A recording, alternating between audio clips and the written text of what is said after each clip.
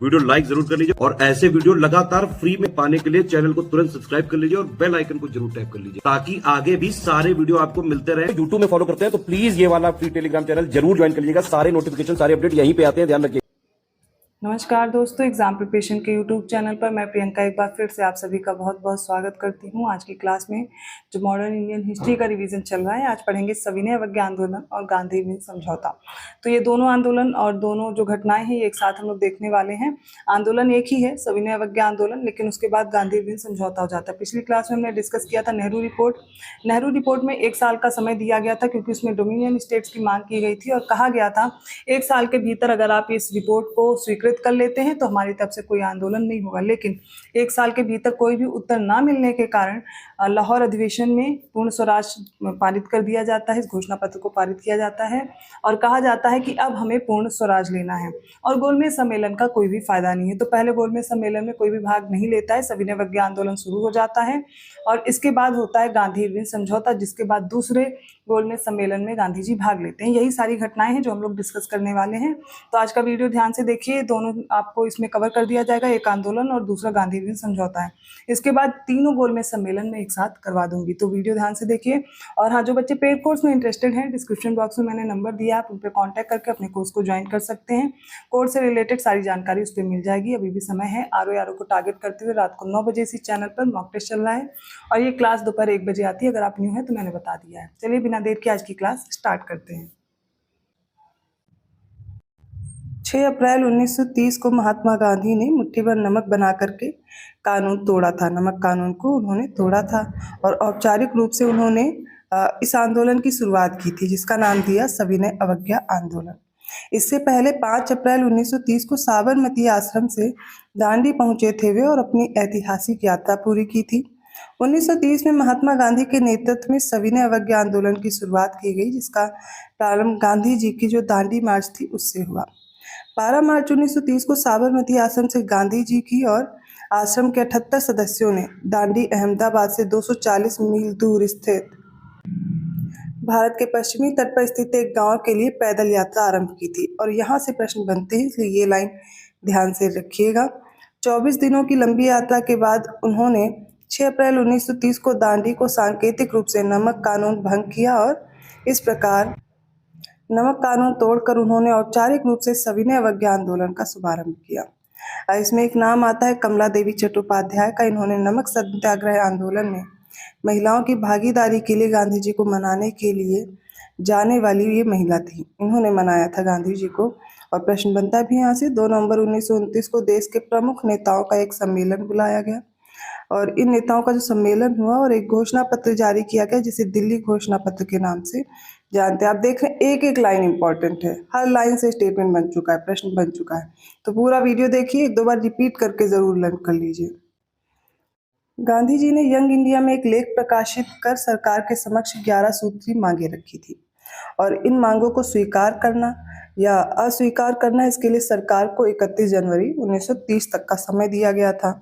तो नमक कानून तोड़ने के अपराध में जवाहरलाल नेहरू, इनको 14 अप्रैल 1930 को गिरफ्तार कर लिया गया। इसके कारण बवाल हो गया। कलकत्ता, मद्रास, कराची, इन सभी नगरों में उग्र प्रदर्शन हुए। 4 मई 1930 को गांधी जी को भी गिरफ्तार कर लिया गया। डेट याद रखिएगा, जवाहरलाल नेहरू को 14 अप्रैल 1930 को, गांधी जी को 4 मई 1930 को गिरफ्तार किया, जब उन्होंने ऐलान किया कि धरसना नामक जो कारखाना है वहाँ पर वे अपने साथियों के साथ धावा बोलेंगे और अपना नमक कानून तोड़ने का अभियान जारी रखेंगे। अब देखिए सविनय अवज्ञा आंदोलन फिर भी कैसे चलता रहा, मतलब कि गांधी जी, जवाहरलाल नेहरू, बड़े बड़े नेता गिरफ्तार हो गए उसके बावजूद भी। तो देखिए इसमें अब देखेंगे सी राजगोपालाचारी, इन्हें भी वैसे पुलिस द्वारा गिरफ्तार किया जाता है, लेकिन इन्होंने समर्थन कहाँ से किया? तो सी राजगोपालाचारी ने इस आंदोलन का समर्थन किया तिरुचिरापल्ली से वेदारण्यम तक और नमक सत्याग्रहियों की यात्रा का नेतृत्व किया। इनको 30 अप्रैल 1930 को पुलिस द्वारा गिरफ्तार किया गया।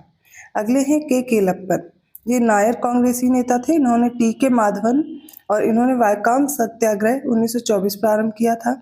सरकारी नमक कानून के विरोध में कालीकट से पय्यानूर तक की इन्होंने यात्रा की थी। अगले व्यक्ति हैं जवाहरलाल नेहरू, ये भी सक्रियता से जुड़े थे इस आंदोलन से। अप्रैल में इन्हें गिरफ्तार कर लिया गया था और इन्होंने एक आधारभूत कृषि कार्यक्रम बनाया था और संविधान सभा के गठन की मांग की थी। नेक्स्ट जो व्यक्ति हैं वो पी कृष्णा पिल्लई हैं। इन्होंने राष्ट्रीय ध्वज को पूरे देश में फहराए जाने की अपील की थी और 17 अप्रैल 1930 को कालीकट के तट पर पुलिस द्वारा किए गए लाठीचार्ज की भर्त्सना भी की थी और बाद में उन्होंने केरल कम्युनिस्ट आंदोलन को संगठित किया। अगले व्यक्ति खान अब्दुल गफ्फार खान। ये उत्तर पश्चिमी सीमांत प्रांत में स्वयं सेवियों का एक संगठन इन्होंने बनाया जिसे खुदाई खिदमतगार के नाम से जानते थे और लाल कुर्ती के नाम से भी जानते थे क्योंकि ये सभी लाल कुर्ता धारण करते थे। तो खान अब्दुल गफ्फार खान इन्होंने उत्तर पश्चिमी जो सीमांत है उस क्षेत्र को इन्होंने संगठन बनाया था, वहाँ पर खुदाई खिदमतगार के नाम से। सरोजनी नायडू भी इससे जुड़ी थी। सरोजनी नायडू भारतीय राष्ट्रीय कांग्रेस की अध्यक्ष बनने वाली पहली भारतीय महिला हैं और इन्होंने धरसाना नामक स्थान में नमक सत्याग्रहियों के जुलूस का नेतृत्व किया। देखिए, गांधी जी धावा बोलने वाले थे लेकिन सभी तो बड़े बड़े नेता गिरफ्तार हो रहे थे। फिर सरोजनी नायडू ने इसका अपने हाथ में इसको लिया और धरसना नामक स्थान पर सभी सत्याग्रहियों के साथ जाकर के वहाँ पर इन्होंने धावा बोला, वहाँ पर जुलूस निकाला, सरकारी नमक कारखाने के सम्मुख तीव्र प्रदर्शन किया। धरसाना में नमक आंदोलनकारियों में गांधी जी के पुत्र मणिलाल और गांधी जी के दक्षिण अफ्रीका में जो निकट सहयोगी रहे थे इमाम साहब, इनका नाम भी मिलता है। अगले व्यक्ति हैं सूर्य सिंह। ये चटगांव विद्रोह समूह में 2 सत्याग्रह छापा और अस्थायी सरकार की जो स्थापना उसकी घोषणा की और उन्होंने भारतीय रिपब्लिकन सेना के नाम से घोषणा पत्र जारी किया था। भारतीयों से ब्रिटिश शासन के खिलाफ विद्रोह करने का भी आह्वान किया सूर्य सेन ने। अगले व्यक्ति हैं सुभाष चंद्र बोस और जे एम सेनगुप्ता। तो सुभाष चंद्र बोस और जे एम सेनगुप्ता ने बंगाल कांग्रेस में गुट समूह का नेतृत्व किया और सविनय अवज्ञा का संचालन करने के लिए प्रतिद्वंदी संगठनों की स्थापना की। बोस ने गांधी की आलोचना की जब गांधी ने मई 1933 में आंदोलन को जब निलंबित कर दिया था और उन्हें विट्ठल भाई पटेल का समर्थन भी प्राप्त हुआ था। बोंगा मांझी और सोमरा मांझी, इनका भी नाम याद रखिएगा। बिहार में जो हजारीबाग क्षेत्र है, यहाँ पर जो आंदोलन का प्रचार प्रसार है उसको लोकप्रिय बनाने की जो महत्वपूर्ण भूमिका है वो इन्होंने ही निभाई थी, बोंगा मांझी और सोमरा मांझी। कालका प्रसाद ये रायबरेली के एक स्थानीय नेता थे जिन्होंने कर न अदायगी आंदोलन को प्रोत्साहित किया। संती और सुनील चौधरी ये तिपेरा के जिला अधिकारी स्टीवन की हत्या कर दिए थे और इस घटना का राष्ट्रीय आंदोलन में महत्वपूर्ण स्थान है क्योंकि यह घटना तत्कालीन क्रांतिकारी आंदोलन में महिलाओं के प्रवेश की परिचालक थी। सेठ अचल सिंह ये एक राष्ट्रवादी जमींदार थे। इन्होंने आगरा में ग्राम सेवा संघ का वित्त पोषण किया और क्षेत्रीय सांप्रदायिक दंगों को शांत करने में महत्वपूर्ण भूमिका निभाई थी और ये अहिंसा की नीति के कट्टर समर्थक हुआ करते थे। बात करते हैं शेख अब्दुल्ला की। तो ये मुस्लिम स्नातक थे जिन्होंने बाद में उपनिवेश के विरुद्ध संघर्ष का रास्ता अपना लिया था और 31 जुलाई 1931 को शेख अब्दुल्ला ने श्रीनगर जेल पर आक्रमण किया जहां पुलिस फायरिंग में 21 बंदे मारे गए थे। इनका पीएन बजाज के नेतृत्व वाले जम्मू हिंदू मेहमान विरोधी संगठन में भी गहन संपर्क था। मोहम्मद यासीन खान ये पंजाब के एक मुस्लिम नेता थे। इन्होंने महाराजा जयसिंह सवाई द्वारा लगान में वृद्धि, बेगार और जंगलों में शिकार पर प्रतिबंध लगाने के आदेश के विरुद्ध मियाओं को संगठित किया था। फिर है के.एम. अशरफ। ये के.एम. अशरफ सविनय अवज्ञा आंदोलन से जुड़ने वाले भारत के प्रथम मार्क्सवादी इतिहासकार थे। पंडित मदन मोहन मालवीय ये 1920 के दशक में गांधीवादी विचारों के मुख्य प्रवर्तक बने थे, किंतु गांधी जी द्वारा हरिजन आंदोलन प्रारंभ होने के कारण ये कांग्रेस से अलग हो गए और इन्होंने पृथक कांग्रेस राष्ट्रवादी दल का गठन कर लिया था। सत्यमूर्ति, भूलाभाई देसाई, एम.ए. अंसारी और बी.सी. रॉय। तो ये सभी लोग सत्यमूर्ति, भूलाभाई देसाई, मोहम्मद अली अंसारी, विधान चंद्र रॉय, इन्होंने एक पुनर्जीवित स्वराज पार्टी के माध्यम से चुनावी राजनीति में वापसी की मांग की।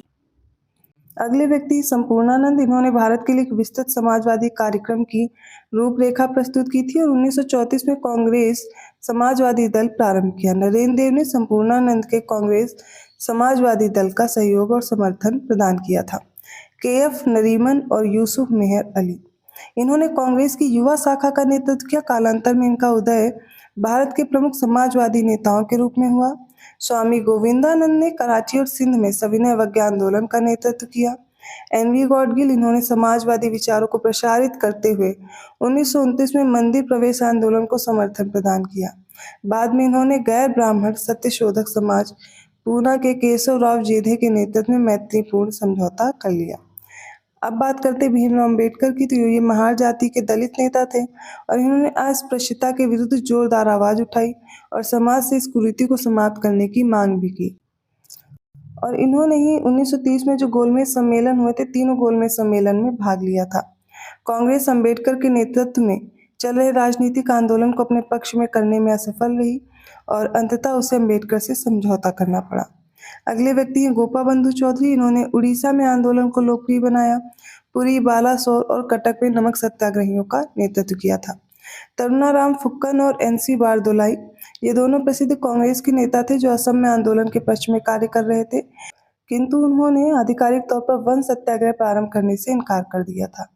अगले व्यक्ति हैं जदुनंदन शर्मा, ये बिहार के गया जिले में किसान सभा आंदोलन प्रारंभ करने वाले नेताओं में प्रमुख नेता थे। दुग्गीराला बालाराम कृष्णैया, ये 1931 में आंध्र के तटीय क्षेत्रों में, विशेषकर जो कृष्णा जिला है, यहाँ पर लगान विरोधी आंदोलन प्रारंभ कर रहे थे और इन्होंने तेलुगु भाषा में गांधी गीता नामक पुस्तक लिखी, जिसने इस क्षेत्र के लोगों में राष्ट्रवादी भावनाएं जागृत करने में महत्वपूर्ण भूमिका निभाई। एनवी रामनायडू और एनसी रंगा, इन्होंने वर्ष 1931 में वेंकटगिरी राज्य, जो कि नेल्लोर में, वन सत्याग्रह आंदोलन चलाया था। ए.के. गोपालन की बात करें तो एक स्कूल शिक्षक थे जिनकी गणना केरल के गुरुवायूर में लोकप्रिय कार्यकर्ताओं में की जाती थी। कालांतर में केरल के सबसे प्रमुख और लोकप्रिय साम्यवादी कृषक नेता बन गए थे। अगले व्यक्ति मन्नू गोंड और चित्तू कोइकू, इन्होंने मध्य प्रांत के बैतूल नामक स्थान में वन सत्याग्रह प्रारंभ किया था। मौलाना भसानी सिराजगंज में विशाल प्रजा सम्मेलन आयोजित कर रहे थे तथा जमींदारी उन्मूलन और ऋणों में छूट की मांग की थी इन्होंने। अगले व्यक्ति एम.एन. रॉय बहुत इंपॉर्टेंट हैं। इनके अनुयायियों ने समाजवादी विचारों को लोकप्रिय बनाने की दिशा में महत्वपूर्ण कार्य किया। अवध में कर अदायगी के विरुद्ध आंदोलन प्रारंभ किया। तो ये सभी व्यक्तित्व बहुत इंपॉर्टेंट हो जाते हैं पढ़ने के लिए, इनसे प्रश्न बनते हैं। और जो अभी हमने पढ़ा कि नमक सत्याग्रह शुरू होता है और इसके बाद गांधी जी सविनय अवज्ञा आंदोलन शुरू कर देते हैं नमक कानून तोड़ करके, ठीक है। इसके बाद गिरफ्तार कर लिया जाता है, लेकिन पृष्ठभूमि ऐसी रहती है कि फिर जो गोलमेज सम्मेलन होते हैं इसमें कोशिश की जाती है कि भारतीयों से बात की जाए और आगे जो सोल्यूशन निकालने के लिए गांधी इरविन समझौता होता है और फिर गांधी जी एक सम्मेलन में भाग भी लेते हैं, द्वितीय गोलमेज सम्मेलन में। ये सारी चीज़ें हम लोग आगे भी डिस्कस करेंगे जब हम लोग गोलमेज सम्मेलन पढ़ेंगे। तो आज का ये वीडियो अगर अच्छा लगा प्लीज़ लाइक कीजिए, चैनल को सब्सक्राइब कीजिए और लोगों को शेयर करते रहिए। और इसके साथ साथ आप पेड कोर्स में इंटरेस्टेड हैं तो डिस्क्रिप्शन बॉक्स में दिए गए नंबर्स पे कांटेक्ट करके जानकारी ले सकते हैं। अदरवाइज आप गूगल प्ले स्टोर से स्टडी फॉर सिविल सर्विसेज का ऐप डाउनलोड करके भी अपने कोर्स को परचेज कर सकते हैं। मैं मिलूंगी अगली क्लास में, तब तक के लिए धन्यवाद।